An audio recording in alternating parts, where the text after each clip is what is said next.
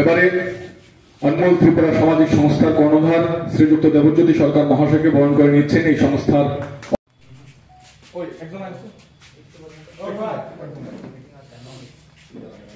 সংবর্ধনা তুলে দেবেন বিশিষ্ট সমাজসেবক শ্রীযুক্ত সমীর কুমার দাস।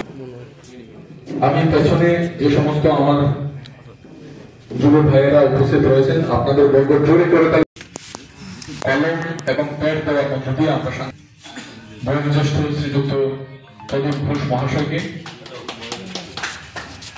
আমরা ওনাকে উত্তরীয় টরি ফুল এবং কলম সবাইকে বলবো জোরে করে তালি দিয়ে অভিবাদন জানাচ্ছি।